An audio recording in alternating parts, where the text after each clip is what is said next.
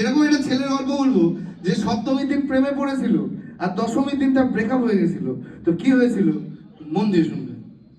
तूने दीवाना दिल को बनाया, इस दिल पर इल्जाम है क्या, सागर जैसी आंखों वाली ये तो बता तेरा